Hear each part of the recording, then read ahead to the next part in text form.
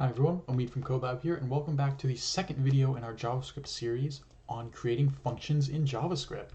So this video, pretty straightforward. We will just be going through the different sort of ways that you can create and assign functions and call them in JavaScript.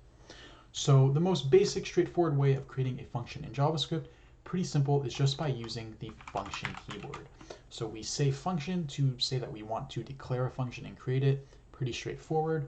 And then we give the actual function name. So let's say that I want to create a function called do something.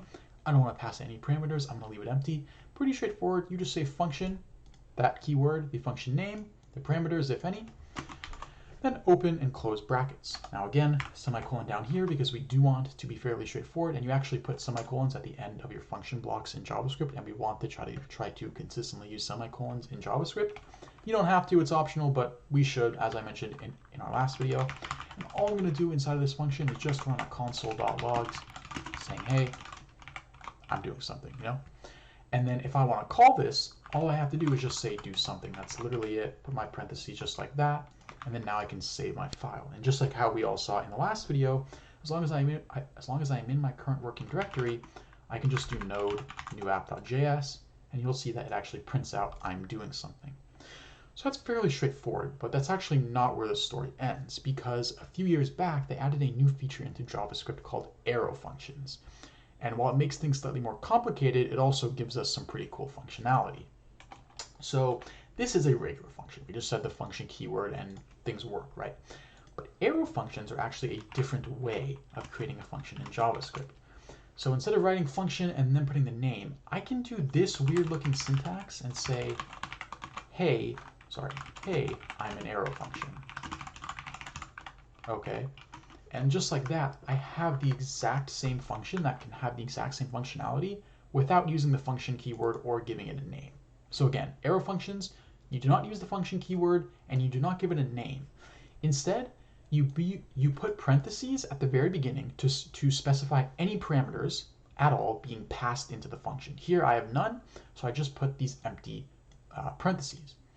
Then, hence the word arrow function, I put the equal sign and then a greater than sign. So this greater than sign with the equals creates an arrow, and then that says after receiving these parameters, run this code. Arrow function, again, no function keyword and no function name. Now you might be wondering, okay, why would you want to call that? How would you call that? So obviously this has no name, so like I can't just type like do something. And what you can do is that in JavaScript, you can actually assign functions to variables. So much like how I can assign the number 3 to a variable, I can actually assign a function directly to a variable. So here, all that I have to do, you actually don't need to use var, let, or const. I can actually just say like arrow function. And if I say arrow function is equal to, I now have this variable arrow function that is assigned to a function. Now, because it's assigned to a function, no var, let, const type of stuff needed. And I can actually just call arrow function down here, just like I did with do something, because arrow function is now my variable name that represents the function. Now, before I run this, I do want to show you guys how to pass parameters into functions as well. Again, since there's no typing in JavaScript, it's not like C++ where you have to declare the type before saying the parameter name. We just say the expected parameter's name. So I can say sumParam1 and then like sumParam2.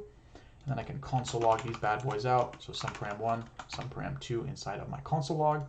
And then I can pass them in as like yo, and that's like 3. See like any data type that you want. I could do number, string. It's not really coded into the function itself.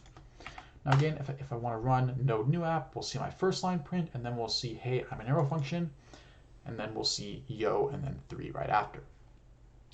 So arrow functions, it's not really necessarily clear right now why we want to use them. It is, at the end of the day, more of a shorthand method for defining functions. It's great for shorter functions too.